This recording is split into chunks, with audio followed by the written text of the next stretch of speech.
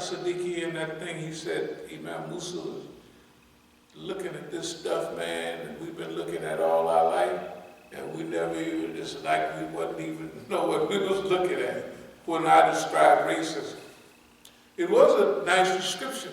I mean, a thorough description of racism. And they just, this is in South Africa, that the whole society is based on racism, right? Apartheid, like segregation. And they live there. The hall is full of those people that they thought they knew all about racism, till they heard somebody come from the United States basically saying, y'all don't know nothing about racism, let me tell you this here. And they said, man, good God Almighty. It's like, you know, you can see he was just impressed. Man, this is deep.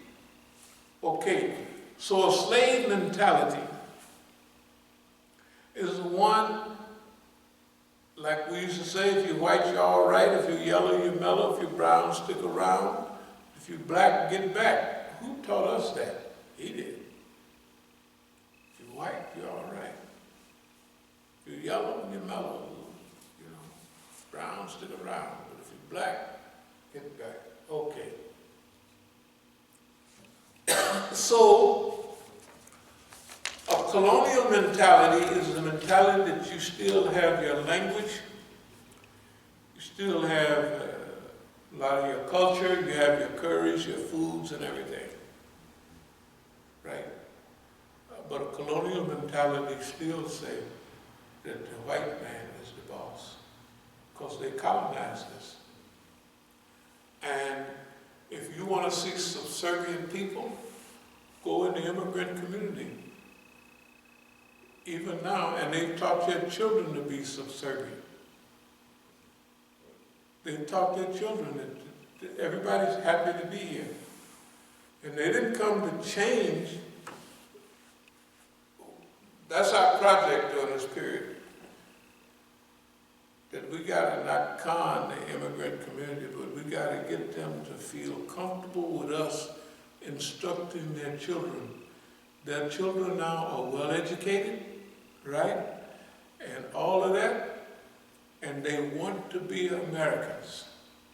And here's what we're telling them. You want to be an American? Put yourself out there and help America. You participate in rescuing America. You have the knowledge, right? You just don't know what's going on, that's all. That's why it was none of the immigrants' children was at any of those demonstrations. Because their parents was told, do not, somebody told them it would have had to have been some small number, a sprinkling of Muslims, except accidental Muslims. One family didn't get the word. There was a Pakistani family down there, we saw them, right? Yeah. It's not possible that you have all those thousands of people and hardly any Muslims, right? They just were not there. Plenty of white folks and everybody else.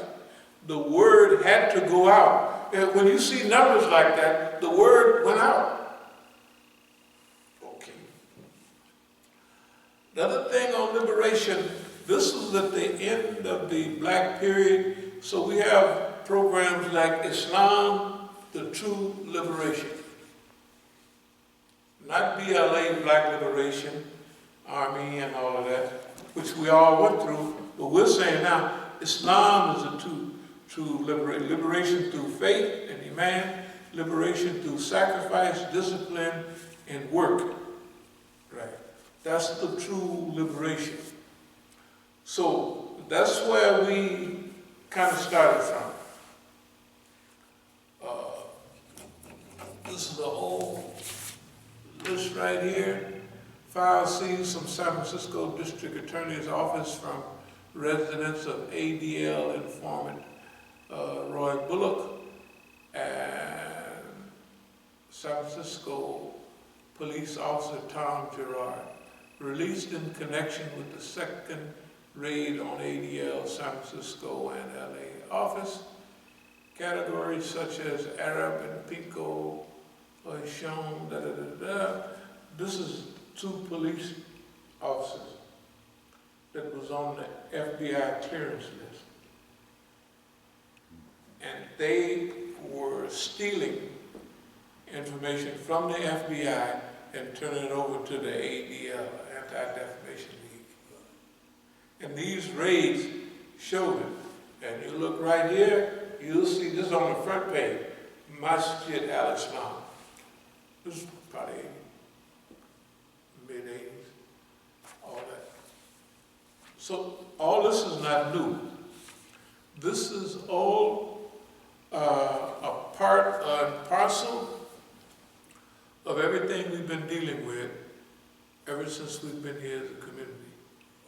And when we talk about declaring jihad here, we declared jihad in Oakland, but it was not that type of jihad they thought.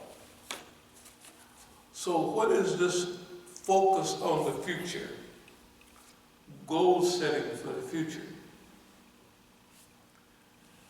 In order to divert people from movement,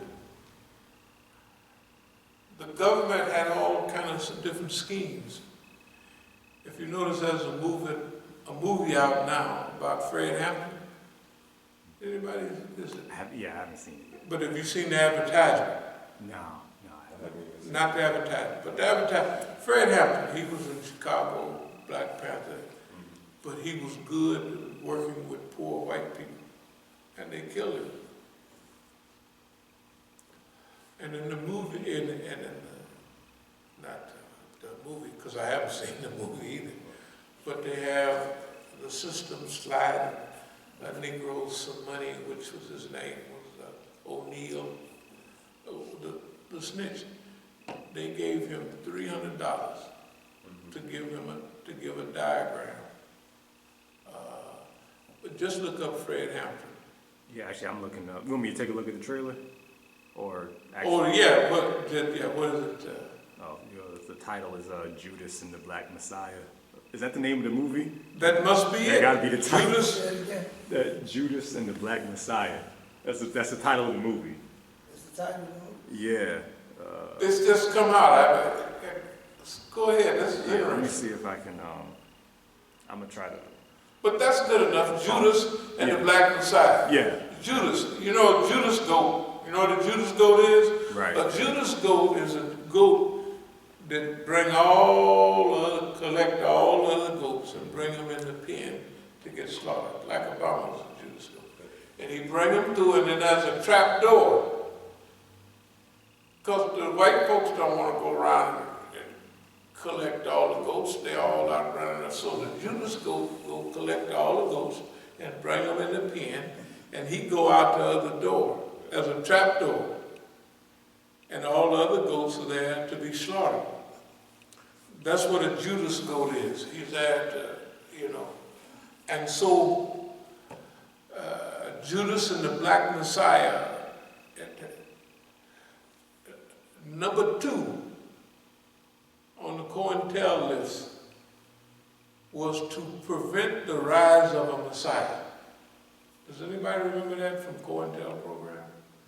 Prevent the rise of a Messiah who would unify and electrify the movement. Later on, it says Malcolm X could have been that Messiah. Another thing I'd like for you to look up last Japanese surrender, 1974. On the Philippine Islands, it was the last surrender. It was one Japanese soldier lived on those islands in the Philippines for 29 years after the war. He wouldn't surrender. Anyway, I talked about that in the lecture. That came up the other day again because the 75th anniversary of the surrender of the Japanese. It might have been the 15th, 14th or 15th. of all this, because they dropped the bomb on. Is it Hiru Onoda? Huh? Hiru Onoda, the last Japanese soldier to come out of hiding and surrender almost 30 years after the end of the Second World War, has died. That's the name they're saying. Army intelligence officer caused a sensation when he was persuaded to come out of hiding in the Philippines in 1974. 1974. That's 29 years. And they had a picture of him when he was handing over his sword. The reason I wanted that is because I mentioned it before, but it was about dedication. It was about stickability. That's what impressed me. And you could see from our readings, this is what we always said we need. We need this type of discipline and dedication, right? And these early years, this is after we done went through a period. This is during 1980, 1981s and 82s, and people in 84, Jesse Jackson is running for this thing and that thing. We got Mayor Harold Washington in Chicago, Mayor Bradley in LA. You know what I'm saying? We got all of these things, and many people are thinking that's the liberation. We're saying that ain't nothing, that's the trap. Right after that, people start thinking that it lived through segregation, how nice segregation was. Why? Because we had our own stores, our own shops, and our own community. And when they opened up, all the doctors would move out of the black neighborhood. They used to stay there with us, so you had people that inspired you. All the doctors, all the nurses, all the professors, everybody that could afford it, that had to live in your neighborhood before. Now it was gone. So it left people on welfare. It left people like the Southeast was 20 years ago. Just murderers, dope fiends, and welfare. They used to call them welfare queens, at least Wade. Can you imagine how mean that is? Calling a person that needs a little money a welfare queen. That's how they did it. Look, the old Euro did the Negro so bad that this stuff is unnecessarily done. Okay. But now here we are. We went through all of the stuff that I've read about. All this stuff right here from 1981. What did it say? I come before you at a grave time in history. We've lost pride in self and others, loss of confidence in God, country, mom, apple pie, economic disaster, unemployment, cutbacks. That's when they was really beginning all those things that they talk about now. Cutbacks, cut off. Because before, America was big time. I mean, during this period, well, 1980, people that worked for GM, man, they made $20, $25 an hour then, when stuff is 1/3 the price of the hour. They was living in the hills. They had the Negroes that, they had big money. And they were just workers. That didn't last long. They knocked that over. But we have to deal with puppet leadership, collaborators, fear of reprisals, cop-outs, sellouts, punk-outs. That's what we was dealing with at that time. All those things, all our leaders, Huey Newton was an alcoholic. Eldridge Cleaver was dealing with worse than death. The system had broken the back of all of our people, and we still talked a little bit of black stuff, but the real movement was dead. And we accepted Islam in those days. And so Islam was the new force. So we've survived. We're here. Well, what are we going to do? I'm talking about right now. First of all, we have to see how well have we done since then up to now. We're still here. Did anybody expect us to be here? Absolutely not. The government didn't, and definitely the Muslims didn't extend. Nobody, and the people who collaborate, they did not think that we was going to be here this long. Why? Because of history. Everybody else has already pumped out, sold out, so this nigga here just got 2-3 weeks and he'll be gone. Like all the other niggas, man. This is what they thought. But we had studied all of this. You got to remember, by this time you could see that we already got the game. Whatever we're writing about, I mean, it's more or less.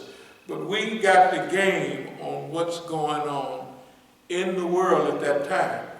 We've been to South America smuggling cocaine. We've been to Africa participating in a liberation movement. We've been to Europe, Scandinavia, and all that, just looking around. And so we know something about the world. You can tell by all of what we're writing here that we understand what's going on.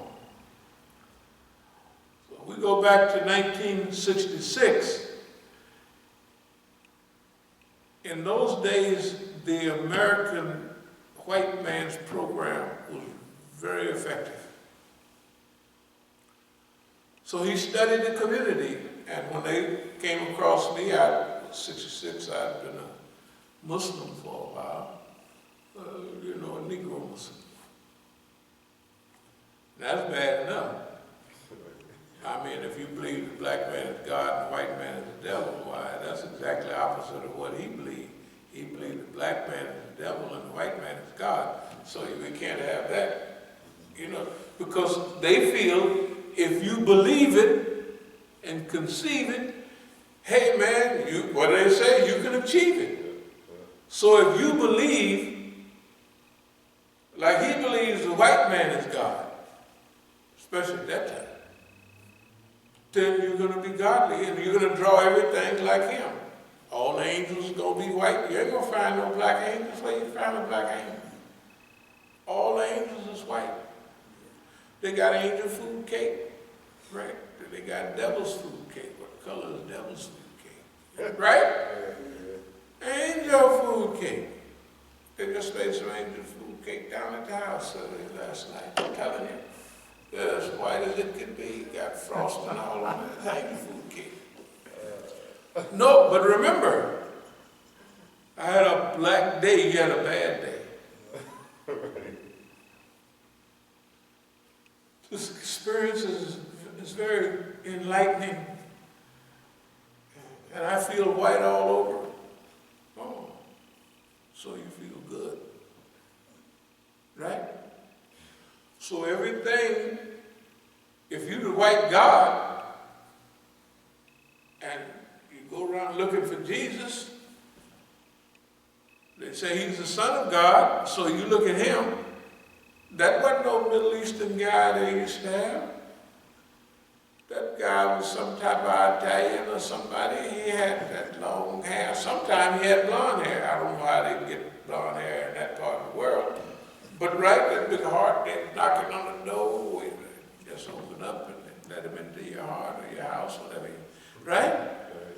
Hey, man, the Son of God is white. Very simple. No more analysis. God is white. That's the Son of God. He's white. Right? You don't have to, no more analysis. Finished. That's the Son. Any of us got kids. You look at the kids. You look at the daddy. Like we look at your kids. I know who your daddy is. It's very simple. It ain't no big question about that. I don't even have to ask him. Who's boy running around here? Oh, there he is right there. You don't even have to ask. So this is the Son of God. He's white. That's it. And when you die, you're going to go to heaven, and guess what you're going to turn? White as snow. Now, this is pretty bad. But remember, the one that hates everything you're about is teaching you everything you know. The white man taught us everything we knew at that time. Can you imagine? So everything. Big lips is ugly. Wide noses is ugly. This hair, the Negro, they don't do it much now. But when we was kids, they take some eggs and lime, make it called conch. Hair relaxer, they call it nowadays. It burns your head. I guess y'all never got no hair relaxer. No, I never got it. I know what you're talking about. Boy, but look at here. You sitting right there in the chair, and you waiting to get into that water because it starts burning, because it's straightening your hair. So it's burning your brain. I mean, it's burning your hair. So boy, when you run that cool water on your head, it feels great. But your hair is straight. Can you imagine people go through all that trouble because they don't like their hair? Yeah, they don't like their hair. Why? Because the white man said it's bad hair. And the white man taught you everything you know. So the white man had taught you, if you stumble into some money, go down and spend it on something bright red, get you some red shoes, a red hat, right? And orange underwear, all that, right? Look like a clown and dress like one. He's going to teach you, he's teaching you this, right? So that means he's going to teach you, number one, do not save any money. Waste it. And in the meantime, when you get paid on Friday, do not go home and take it to your family. You go straight to the gambling house or straight and get drunk. Liquor store. Go to the liquor store. Don't go home. When are you going to go home? When you stumble in the morning, Saturday morning, or maybe you might stumble in Sunday after being out all that time. And it's very possible you don't have any more